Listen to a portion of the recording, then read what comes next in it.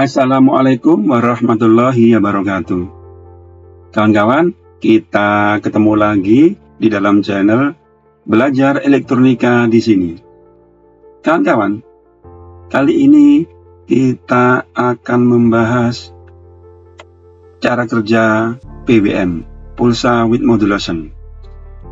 Nah, seperti kita ketahui bahwa sinyal PWM ini adalah seperti ini dasarnya ya. Sinyal PWM yang 100%, yang 75%, yang 55%, 25 dan 0% adalah seperti ini. Bagaimana PWM ini, Pulsa with Modulation, yang berupa digital, nanti bisa diterjemahkan di dalam tegangan DC analog, gitu. Nah kawan-kawan, yang pertama-tama untuk menuju ke DC analog, seperti cara kerja power supply SMS yang kita buat video sebelumnya, atau yang bisa kita lihat di sini ya linknya ya, atau nanti bisa kita share di link deskripsi untuk video-video tentang cara kerja power supply SMS. Nah kebetulan dalam video itu ada pertanyaan dari teman-teman, yang mana pertanyaan itu untuk saya jawab di dalam kolom komentar terlalu panjang, sehingga perlu ini kami buatkan video lanjutan agar supaya kawan-kawan bisa lebih jelas lagi, detail lagi tentang PWM, Pulsa with Modulation. Nah untuk PWM ini bisa diterjemahkan ke dalam tegangan analog. Ini kita perlu sebuah penyarahan ya, sebuah penyarahan.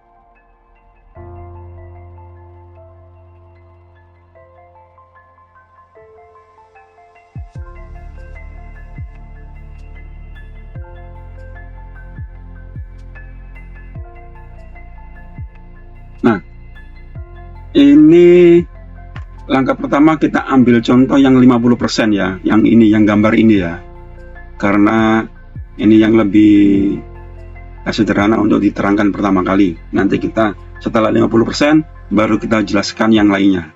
Nah, di dalam sinyal AC, ini masih AC ya, di input sini ya, di input sini trafo, input trafo. Kita ambil contoh yang 50%. Nah, setelah melalui penyarahan diode bridge atau diode jembatan dengan gelombang penuh ya, maka hasil penyarahannya adalah seperti ini, kawan-kawan ya.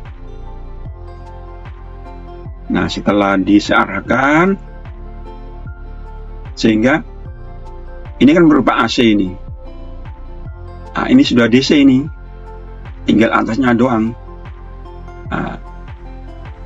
Sudah DC analog. Cuman belum melalui filter, termasuk belum melalui C. Ini masih melalui diode. Nah, bagaimana setelah melalui filtering?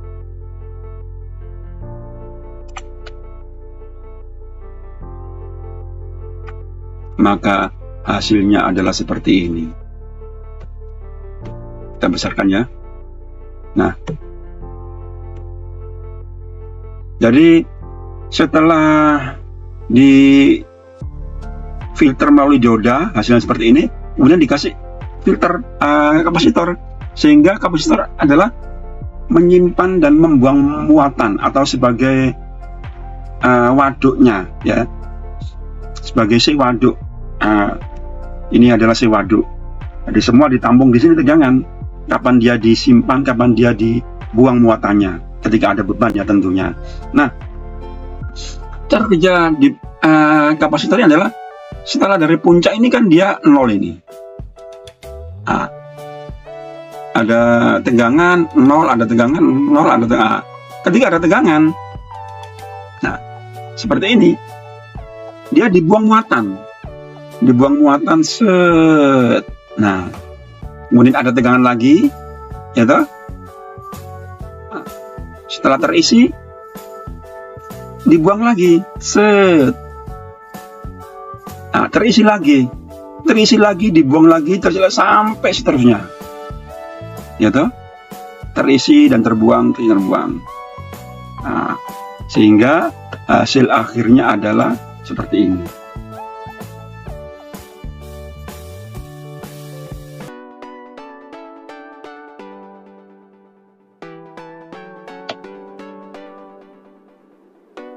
Nah,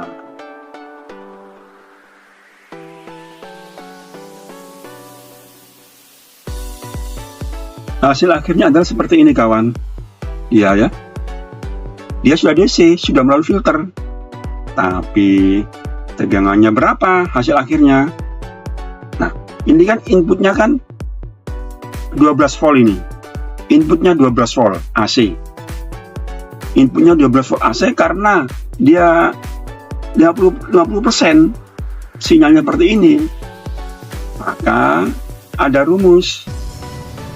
Nah, 12 volt dikali 50% berapa? 12 volt dikali 50% adalah 6 volt AC, masih AC. Nah, untuk menjadikan DC sehingga dikalikan 1,4. Ya, ingat rumus VDC sama dengan VAC dikali 1,4. 1,4 ini sudah rumus, kita nggak bisa menawar-nawar. Ini dari Pi, sejarahnya dari Pi. Nah, jadi ketika tegangan PWM 12 volt, kemudian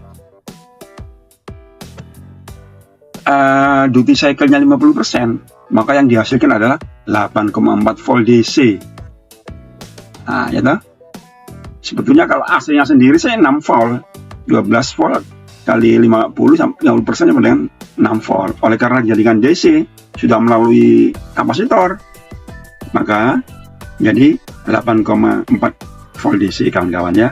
Itulah ketika PWM dengan duty cycle 5 atau apa namanya siklus kerja 50%. Nah, bagaimana seperti yang tadi saya bilang untuk tegangan yang lainnya,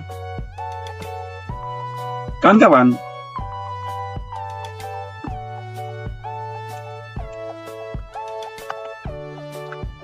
Rumus VDC ya, seperti yang saya terangkan tadi, yaitu VAC kali 1,4. VAC sama dengan Vin kali D. Nah, D ini adalah siklus kerjanya. Ini siklus kerja ya. V input adalah ini. V input. V in adalah tegangan hasil penyiarahan. Jadi ini ya inputnya, hasil penyiarahan. Kawan-kawan, dan selanjutnya kita coba menerangkan yang lainnya ya, yang siklus kerja untuk 100%. Bagaimana jadinya? Nah, kawan-kawan, ketika siklus kerja 100%,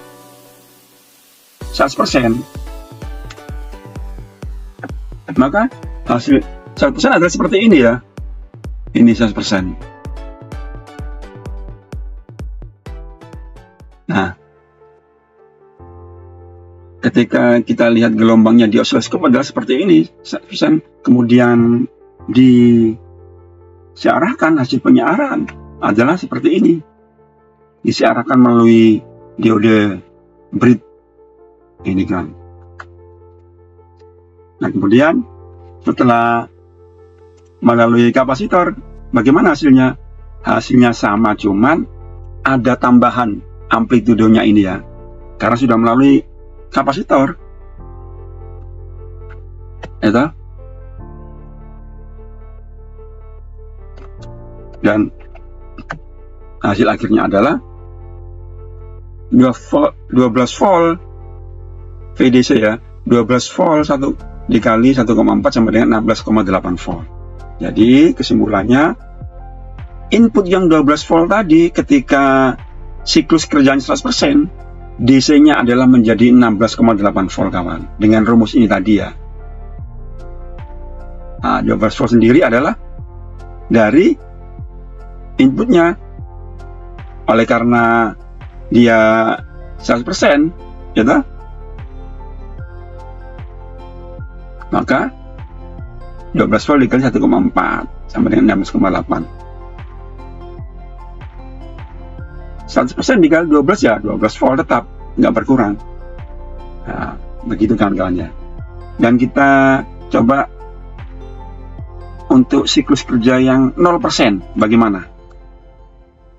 Nah kawan-kawan, untuk siklus kerja atau duty cycle-nya 0% seperti ini ya, sinyalnya ini masih AC, kemudian di DC-kan hasilnya adalah seperti ini.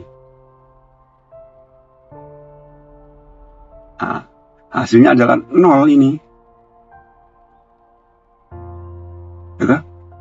Setelah melalui kapasitor, hasilnya 0 volt DC. Jadi, kalau makanya fungsi PWM ini adalah dengan merubah tegangannya itu tidak perlu seperti gelombang sinus ya, amplitudenya yang diangkat, ya toh, amplitudenya. Cuman ini dia hanya menggeser lebar dan sempitnya ini. Semakin lebar dia tegangannya rendah, ya toh, semakin sempit dia voltasenya akan membesar. Demikian kawan-kawan penjelasan saya tentang video tambahan dasar-dasar SMPS. Kawan-kawan mungkin ada yang kurang paham, nanti bisa kita diskusi di dalam kolom komentar.